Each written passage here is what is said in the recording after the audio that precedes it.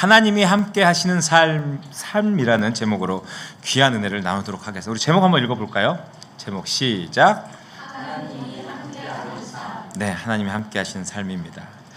우리가 인생에 마주하게 되면은 누구나 외로움과 두려움을 마주하게 됩니다. 그렇죠?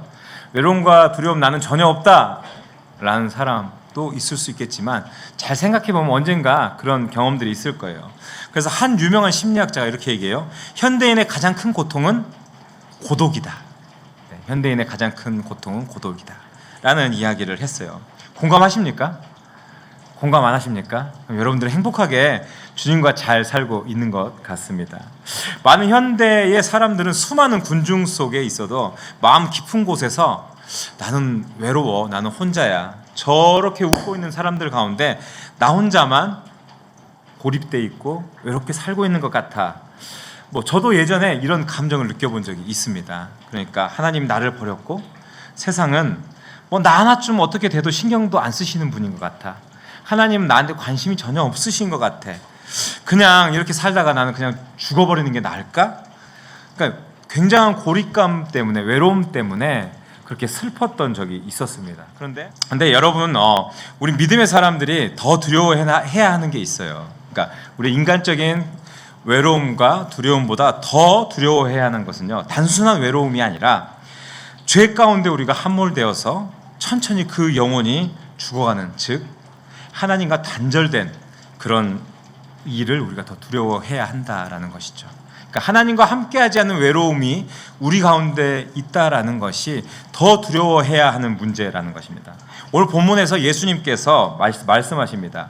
너희가 나를 믿지 못하면 너희 죄 가운데서 죽으리라. 근데 참 흥미로운 점이 뭐냐면요, 역설적이게도 예수님 자신은요, 어쩌면은 이렇게 말씀하셨지만 본인 스스로가 가장 외롭고 고통스럽고 어때요? 피하고 싶었던 십자가의 길을 걸으셨다라는 것을 우리가 알 수가 있습니다. 그럼에도 혼자서 예수님은 정말 괴로우셨겠지만 그 외로운 길을 가셨겠구나라고 우리가 판단할 수가 있지만, 그럼에도 잘 들여다보면요, 그런 예수님이 그렇지만 혼자가 아니었다라는 것도 우리가 알 수 있다라는 것이죠. 왜냐하면 그 이유는 항상 하나님을 예수님께서는 기쁘시게 했기 때문에, 그리고 하나님이 늘 그 곁에 동행하고 또 지키고 인도하셨기 때문이라는 것을 우리가 그 이유로 알 수가 있습니다.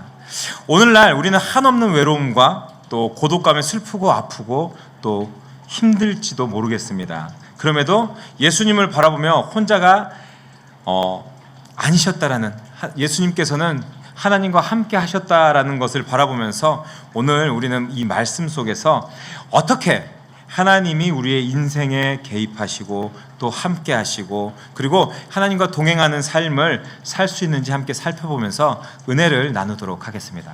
첫 번째로 우리는 전인격적인 믿음으로 삶을 살아가야 하겠습니다. 우리 한번 읽어보겠습니다. 시작. 네, 우리 말씀 한번 읽어보겠습니다. 오늘 읽었던 말씀인데요, 쉬운 성경으로 같이 읽어보도록 하겠습니다. 시작. 예수님께서는 다시 사람들에게 말씀하시자, 나는 멀리 떠날 것이다. 너희가 나를 찾겠지만 너희는 너희 죄 가운데서 그러자 유대인들이 말했습니다. 그가 너희는 내가 가는 곳에 올 수 없다라고 말한 것으로 보아 혹시 자살을 하려고 하는가? 예수님께서 말씀하셨습니다. 너희는 아래에서 왔으나 나는 위에서 왔다. 너희는 이 세상에 속하였지만 나는 이 세상에 속하지 않았다. 그래서 내가 너희 죄 가운데서 죽을 것이라고 말했던 것이다. 너희가 만일 내가 이런 주장을 하는 사람이라는 것을 믿지 않는다면 너희는 참으로 너희 죄 가운데서, 아멘. 네. 21절 보면요, 너희는 너희 죄 가운데서 죽을 것이다 라고 말씀하고 계세요. 그죠? 너희는 너희 죄 가운데서 죽을 것이다. 여러분, 우리는 치열하게 눈앞에 보이는 것들에 어쩌면 집착하면서 살아요. 그렇지 않습니까? 우리는 주님을 소망하고 주님 저 천국을 바라보며 살아갑니다 라고 이야기를 하는데, 근데 이 세상의 소망을 더 비중을 보면 두고 살아갈 때가 많다라는 것이죠. 우리가 가야 할 본향 어디입니까? 저 천국 아닙니까? 저 천국 하나님 나라보다도 이 땅에 더 많은 소망을 때로는 두고 살아가지 않는가라는 생각이 들게 됩니다. 저희 어머님께서 전도사님이세요. 전도사님이고 신앙이 되게 좋으세요. 그래서 사역을 몇십 년을 하고 기도를 하루에 6, 7시간씩 합니다. 그래서 기도 안 한다고 정말 수시로 전화해서 혼을 내시는 분이 저희 어머님이세요. 거기다가 금식하시죠. 산기도, 굴에 들어가서 하는 굴기도, 정말 장난이 아니세요. 그래서 저희 어머니 인공관절 수술을 하셨어요. 무릎 꿇고 기도를 많이 하셔서 무릎이 상해서 그 정도인 사람이에요. 얼마나 대단하겠어요, 그렇죠? 그러면서 저한테 조 목사님 기도해야 됩니다. 기도 안 하면 안 됩니다. 무릎 꿇으세요. 맨날 이렇게 잔소리를 하세요.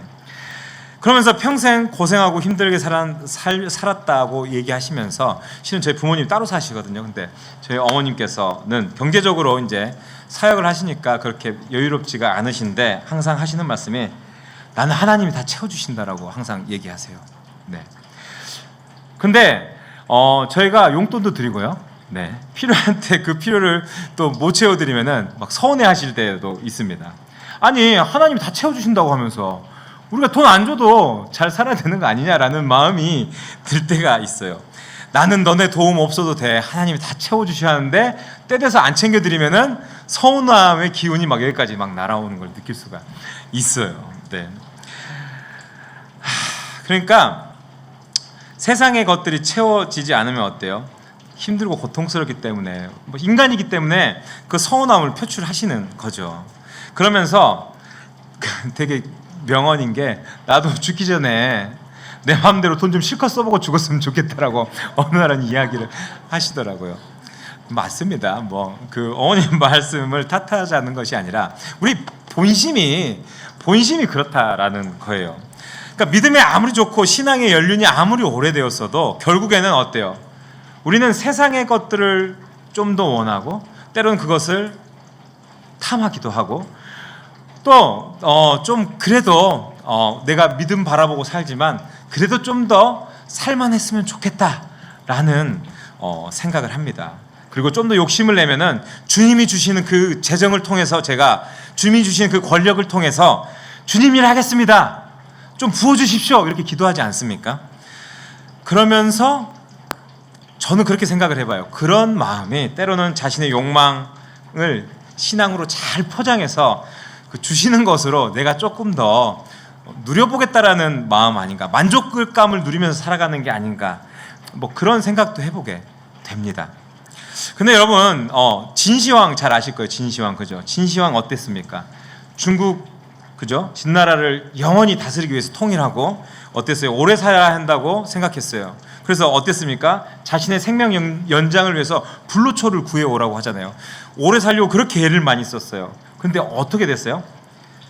결국에는 그 수은이 들어간 그런 약재들이 오래 살고 피부가 좋아지고 하니까 그런 것들을 섭취하다가 49살에 이른 나이에 죽게 되었습니다. 그러니까 자기가 이루고 또 가진 것을 영원히 누리기 위해서 불로장생하기 위해서 평생을 원하고 했었지만 그가 가진 돈과 명예와 성공에 아무런 그 삶에 도움을 주지 못했다라는 것을 알 수 있어요. 그러니까 우리가 원하는 세상의 것들이 때로는 우리의 삶을 더 윤택하게 하고 더 좋게 할 것 맞습니다. 맞지만 우리가 본질을 바라봤을 때 어떻습니까? 우리의 삶이 본향을 향하는 게 아니라 이 땅을 바라볼 때가 더 많다라는 이야기인 것입니다. 여러분, 인간의 죄와 죽음의 문제 어떻습니까? 철저히 예수님의 십자가와 믿음만으로 해결할 수 있는 것이죠. 그렇죠? 그래서 오늘 23절, 24절 보면 예수님께서 이렇게 말씀하십니다. 제가 읽어볼게요. 너희는 아래에서 왔으나 나는 위에서 왔다. 너희는 이 세상에 속하였지만 나는 이 세상에 속하지 않았다. 그래서 내가 너희에게 너희 죄 가운데서 죽을 것이라고 말했던 것이다. 너희가 만일 내가 이런 주장을 하는 사람이라는 것을 믿지 않는다면 너희는 참으로 너희 죄 가운데서 죽을 것이다 라고 이야기를 하셨어요. 이 말씀을 해석해 보면요, 믿다라는 단어, 이 단어가요 헬라어 단어로 피스티오라는 단어거든요. 그러니까 이게 그 깊은 의미로 들어가면 어떤 말이냐면요, 지적인 동의를 한다라는 이야기가 아닌 것입니다. 내가 전인격적으로 정말 신뢰하겠다, 내 삶을 의탁하겠다, 그러니까 너가 말하는 것에 동의하겠다라는 것을 넘어서 내 인생과 인격과 모든 삶을 다해서 당신에게 맡기고 신뢰하겠습니다라는 그런 이야기예요. 그러니까 단순히 머리로 해석하고 아는 것이 아니라 마음과 삶 전체로 신뢰하겠다라는 그런 뜻인 거죠. 그럼 제가 한번 질문을 해볼게요. 여러분들에게. 여러분들은 주님을 얼마나 믿으세요? 한번 생각해 보세요. 언제 저한테 입으로 얘기하시면 안 돼요. 별로요. 글쎄요. 이렇게 얘기하지 마시고, 나는 주님께서 나의 죄를 사하시고 나를 구원하신 그 주님께 나는 나의 삶의 비중에 어느 정도를 얹혀두고 계시는지 한번 생각을 해보십시오. 한번. 세상에 보이지 않는 예수님에게 내 마음 편하려고 교회에 나오는 것인지, 아니면 내 전 생애를 주님께 맡기고 신뢰하며 주님 걸어가신 그 길을 걷기 위해 애쓰는 것인지, 그런 삶의 모습들이 있는지, 여러분들은 과연 무엇을 의미하며 의지하면서 살고 계십니까? 여러분들은 어떤 것을 의지하며 살고 계십니까? 그러니까 나의 직장, 나의 명예, 나의 지식, 우리가 갖고자 하고 얻으려고 하고 더 채우고자 하는 그것들은요, 때로는 잘 생각해 보십시오. 유한한 것입니다. 이 땅의 모든 것들은 유한한 것들이죠. 근데 우리가 죽음 저 뒤편에 오직 천국의 소망과 예수 그리스도만이 남아있다라는 사실을 다시 한번 좀 생각을 해볼 필요가 있다라는 것입니다. 그래서 그렇기 때문에 우리는 예수님을 붙들지 않으면 결국 가장 중요한 것을 잃게 되는 것입니다. 여러분, 우리의 신앙과 삶은요, 그런 생각을 해봐요. 좀 심플해져야 되지 않나. 너무 많이 복잡하게 생각하는 것이 아니라 그냥 하나님 온전하게 믿고 따르고, 내가 따르기로 했으니까 신뢰하면서 그렇게 나아가야겠다. 우리 삶의 무게추가 이렇게 있으면 세상 쪽에 조금 더 두는 게 아니라 정말 우리의 마음 가운데에 우리가 정말 주님의 그 믿음의 본질, 신앙의 본질, 그 저 하늘의 천국의 소망을 바라보았을 때 어떻게 기울어져야 하는지에 대해서 고민을 해봐야 할 것 같습니다. 이 시간 여러분, 제가 간절히 소망하는 것은요, 여러분 전인격적인 신뢰함으로 하나님을 좀 믿고 의지하며 나아가는 삶을 살아갈 수 있기를 주님의 이름으로 축복합니다. 그래서 우리의 인생이 내 마음에 꺼리낌이 없이 정말 주님과 함께하고 있습니다. 그로 인해서 제가 기쁩니다. 그로 인해서 제가 감사합니다. 제가 즐겁습니다. 라는 삶이 될 수 있기를 다시 한번 주님의 이름으로 축복합니다. 아멘. 네, 두 번째입니다. 두 번째는 하나님께 순종할 때 우리 인생의 길이 열린다라는 사실을 기억하셨으면 좋겠습니다. 우리 한번 읽어보겠습니다. 시작.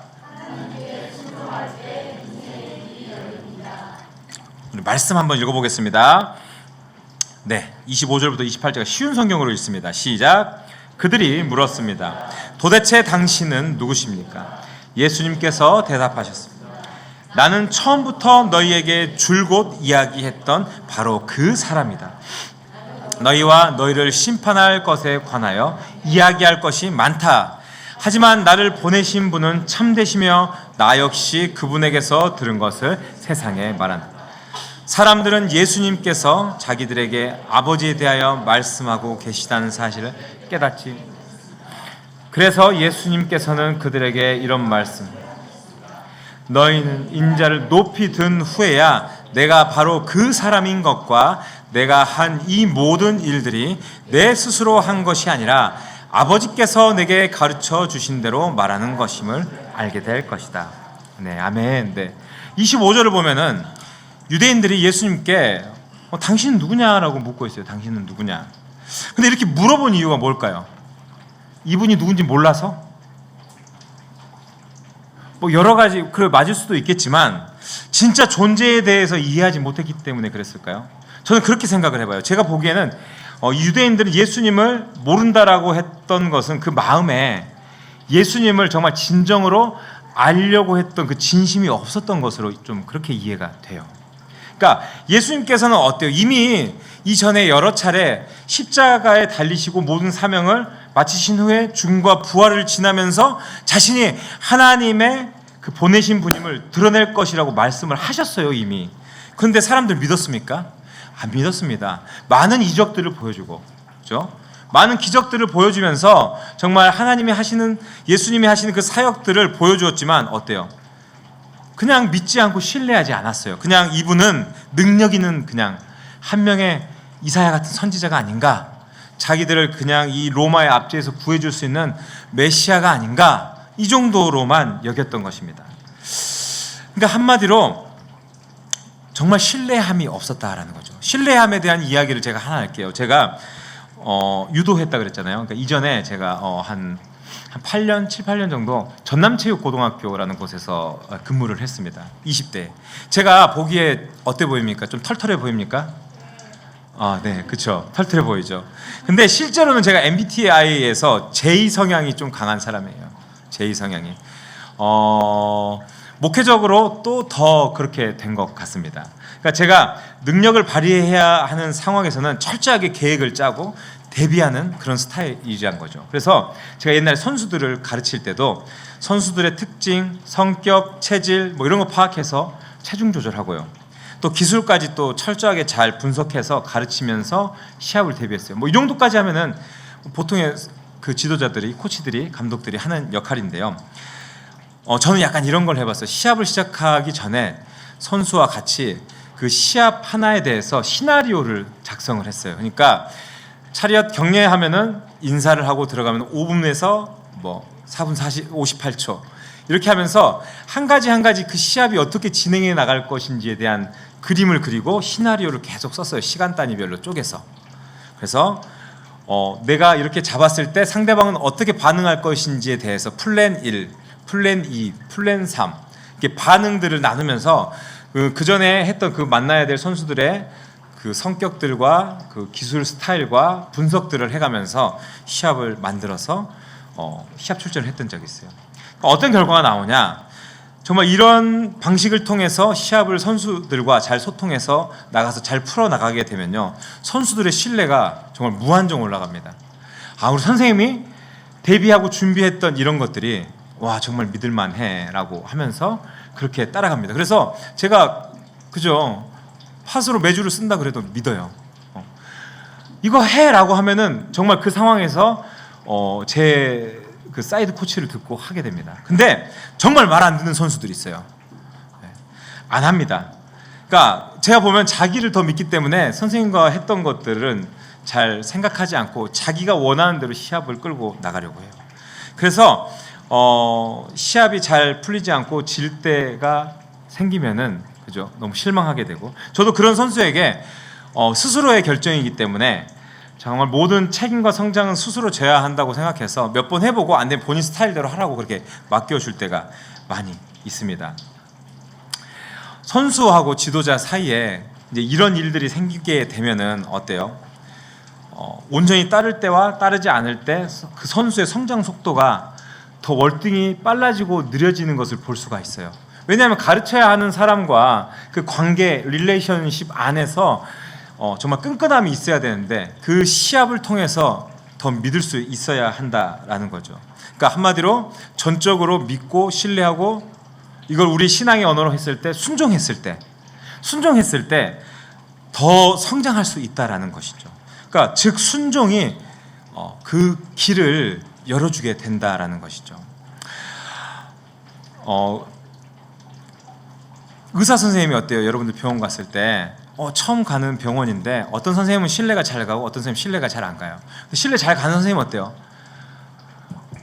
환자분 여기 아프시죠? 이러면서 얼마나 힘드셨어요 하면서 정말 그 마음을 잘 헤아리면서 어때요? 내가 아픈 곳을 탁탁 잘 집어내면 어때요? 이 사람 명의다. 동네 병원이어서.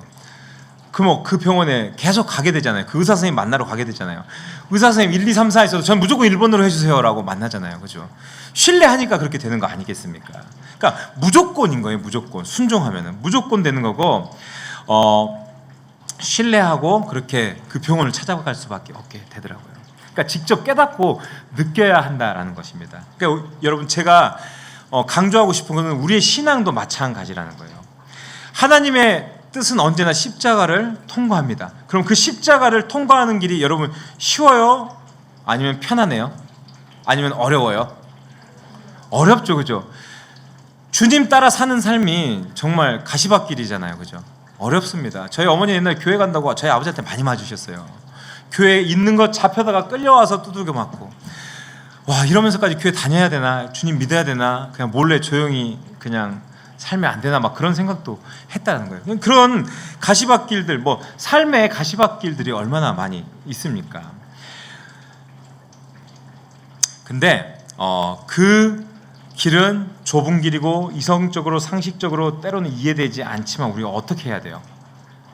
우리가 이해되지 않더라도 우리의 상식을 벗어나고 우리의 경험과 우리의 지식과 또 내가 생각하는 것보다 더 안 좋은 결과가 예측이 되더라도 그 말씀에 믿음으로 순종할 때 어때요? 마지막에는 정말 비로소 생명의 길이 우리 삶 가운데 열린다라는 것입니다. 여러분, 결국 우리의 삶에도 십자가를 따르는 순종이 필요한 것이에요. 십자가를 따르는 순종. 그러니까 무슨 일이든 쉽게 이해되지 않을 때라도 우리는 정말 싫고 어렵고 따르기 싫고 정말 너무 주님 저 이거 정말 해야 됩니까? 라는 그 길을 걸어야 할지라도 묵묵히 걸으셨던 예수님, 그 예수님 얼마나 이 잔을 제게 옮기소서라고 기도하시지 않았습니까? 그럼에도 순종하고 그 사명의 길을 걸어가셨다는 말이에요. 그런 예수 그리스도를 본받아서 묵묵히 우리가 그 길을 걸어가야 하는 것입니다. 순종하며 따라야 하는 것이라는 이야기죠. 이 시간 간절히 바라는 것은요, 그런 순종의 걸음으로 늘 주님과 동행할 수 있는 저와 여러분들의 삶이 될 수 있기를 주님의 이름으로 축복합니다. 아멘. 네, 세 번째입니다. 하나님을 기쁘시게 하면은 결코 혼자가 아니라는 사실을 기억해야겠습니다. 같이 읽어보겠습니다. 시작. 네, 마지막으로 29절 30절 한번 읽어보겠습니다. 시작. 나를 보내신 분은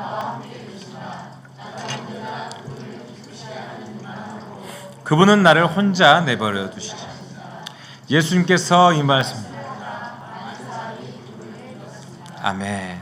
네, 29절에 뭐라 그래요? 나는 언제나 그분을 기쁘시게 하는 일만 함으로 그분은 나를 혼자 내버려 두지 않으신다 라고 말씀하셨어요. 예수님께서 말씀하셨어요. 예수님 거짓말 하시지 않으시겠죠? 네. 여기서 언제나라는 말씀을 보면서 우리는 예수님의 어떤 삶의 태도를 좀 볼 수 있을 것 같아요. 언제나, 항상 이렇게 말씀하셨잖아요. 그러니까 삶의 태도가 하나님 앞에서 이분이 예수님께서 어떻게 살아가셨는지 알 수 있다라는 거죠. 그러니까 한마디로 언제나라는 이 말 한마디가 모든 의미를 함축하고 있는 것 같아요. 읽어보면요. 예수님께서는 삶의 모든 순간이 어때요? 순간적인 충동이 아니라 일상의 모든 순간에 하나님을 기쁘시게 하는 것이 삶의 중심이 되었어요. 웨스터민스터 소요리 문답 일본에 보면은 첫 번째가 뭐예요? 하나님, 우리의 삶의 목적이 하나님께 영광 돌리고 하나님을 기쁘시게 하는 것이 우리의 삶의 목적이라고 이야기를 하거든요. 마찬가지입니다. 예수님께서 그렇게 살아가셨던 거예요. 예수님의 삶의 중심인 늘 하나님을 기쁘시게 하는 것이 이분의 목적이었던 것이에요. 여러분들 어떠세요? 어떠십니까?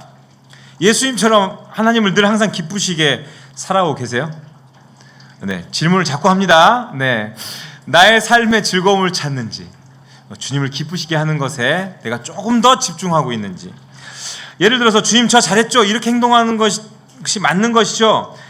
이렇게 말하고 행동하면 주님 기쁘신 것이죠? 이렇게 늘 묻고 여러분들 행동하세요? 삶에서 지나가다가 어떤 분을 도와주게 됐어요. 주님, 제가 이렇게 행동한 것 주님 기뻐하시는 일 맞죠? 제가 그리스도인다운 삶의 모습인 거죠? 그렇잖아요. 내가 생각하는 거 이거 저 집사님 왜 저래 정말 이렇게 하는 게 아니라 주님 그럼에도 제가 저 분을 위해서 기도하겠습니다. 제가 이렇게 해야 되는 거 맞죠? 제가 이렇게 생각하는 거는 잘못된 거죠? 예수님께서 그렇게 하셨잖아요. 저도 그렇게 하겠습니다 라는 게 우리의 삶의 모습이 돼야 한다는 거예요.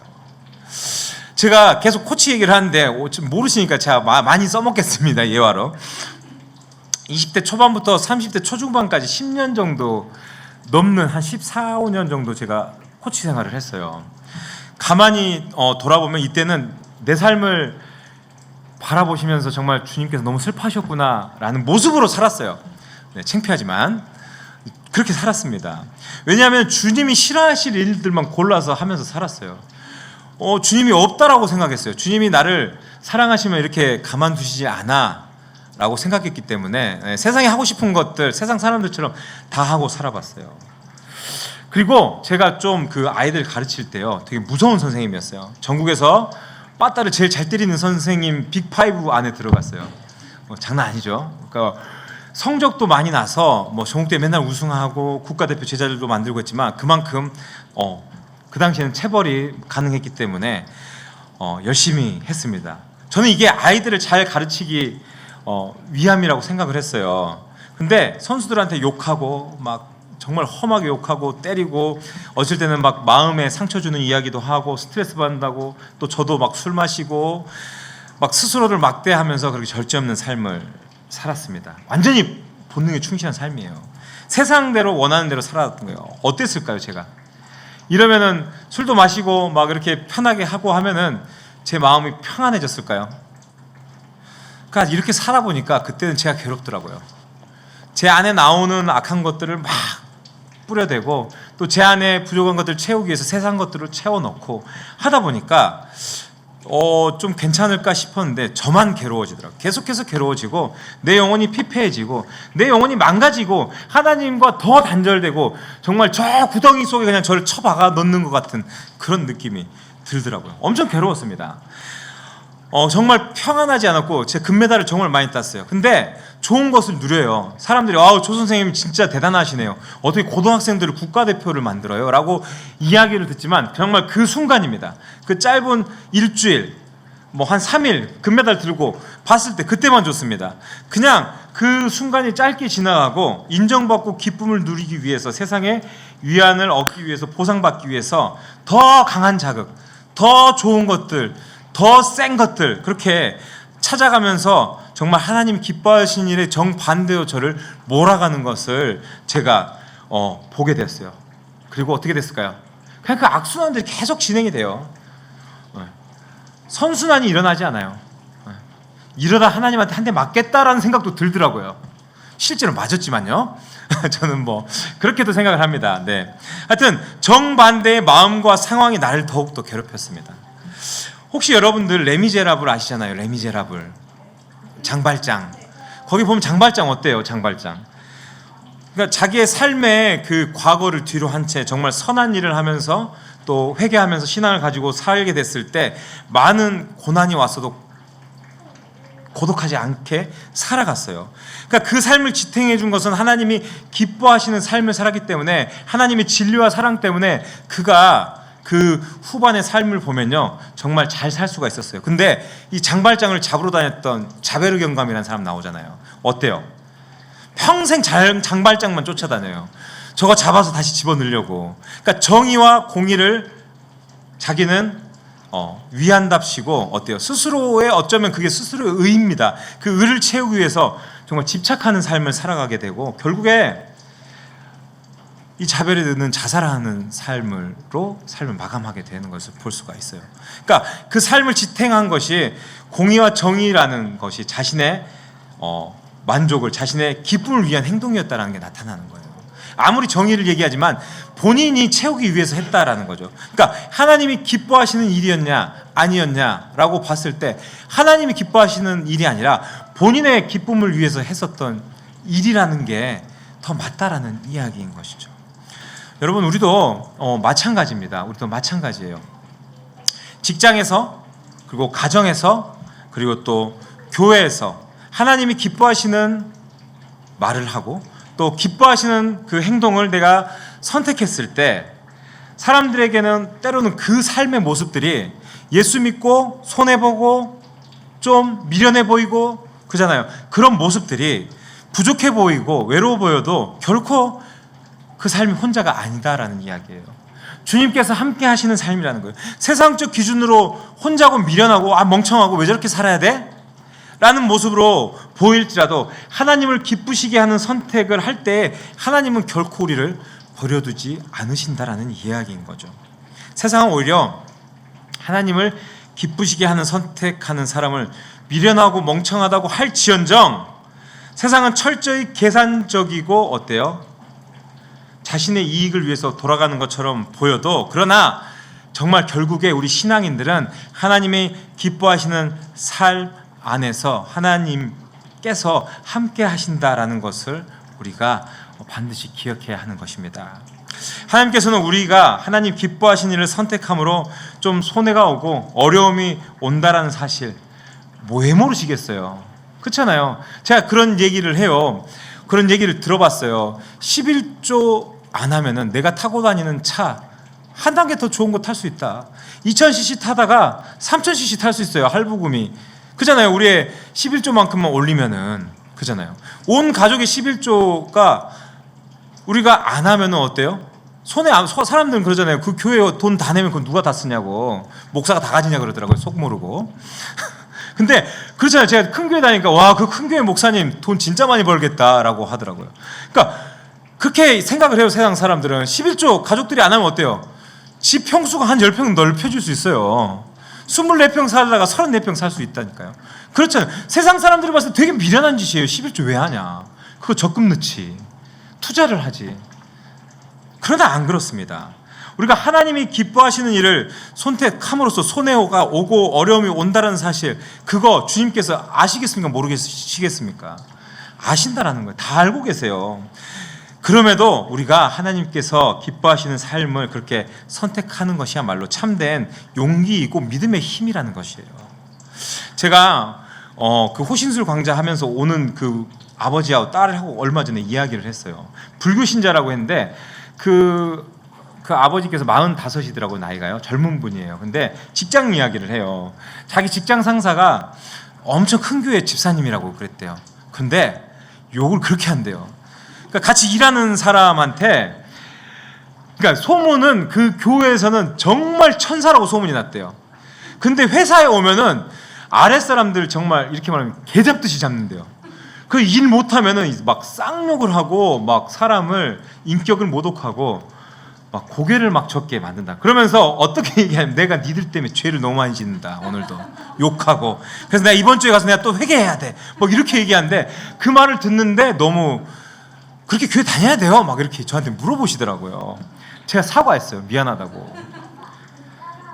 제가 그 교회 어딘지 쫓아가고 싶더라고요. 그 집사님 정말 만나보고 싶더라고요.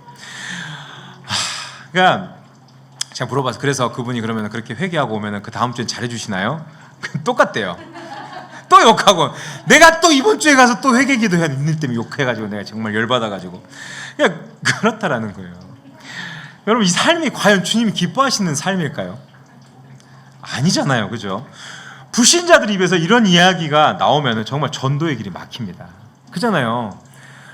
예수님 믿으세요라고 말을 못 하겠다라는 게, 교회 다니는 사람은 다 그런데 저분 교회에서는 엄청 이중인격이라는데 막 이렇게 얘기하면은 정말 불신자들을 전도할 수가 없게 돼요. 정말 어떻게 보면은 저보다, 이 목사인 제가 답답해하는 것보다 주님께서 더 슬퍼하시고 답답해하시지 않을까라는 생각이 듭니다. 이분의 인생 속에 과연 예수님이 있을까, 그런 생각이 들더라고요. 저는 그런 생각이에요. 그분은 예수님이 자기의 장식품이고, 큰 교회라 그랬잖아요. 큰 교회가 내 배경이 되는 거예요. 난 이만큼 큰 교회 다녀. 그런 분들 있어요. 여러분들은 아니기 때문에 이렇게 작은 교회에 섬기고 헌신하지만, 또 다 그렇다라는 것도 아니지만, 정말 이렇게 행동하시는 분들은 저는 그렇게 생각해요. 교회가 배경이시더라고요. 나 이런 교회 집사야 라고 하는 게 큰 배경이 되고 명예가 되는 것 같더라고요. 근데 여러분, 예수님 없는 우리의 인생, 그잖아요. 이 허울뿐인 거, 그건 뭡니까? 아무 소용 없습니다. 우리는 죄 가운데서 어때요? 죽음으로 끝나는 게 우리의 인생이라는 것을 깨달아야 하겠습니다. 그렇죠? 그러나 예수님께 순종하고, 그죠? 정말 우리가 할 수 없는 일일지라도, 우리가 좀 어려울지라도, 주님께서 시키시는 순종이요, 할 만한 거는 잘 안 시키십니다. 생각해 보세요. 이거 순종하라고 얘기했는데 목사님 좀 어렵겠는데요. 그죠? 어려우니까 시키는 거예요. 주님께서 마음 주셔서. 네. 저희 교회 교인 아니니까 막 이렇게 얘기합니다. 편하게. 네. 김 목사님 스타일을 알아요. 뭐 막 어려운 거 시킬 스타일은 아니에요. 본인이 하고 말지. 근데 때로는 감당하기 어려운 것들을, 부담스러운 것들을 하나님께서 순종하라고 요구하실 때가 있다라는 거예요. 그러면은 그거는 자기 믿음인 것 같아요.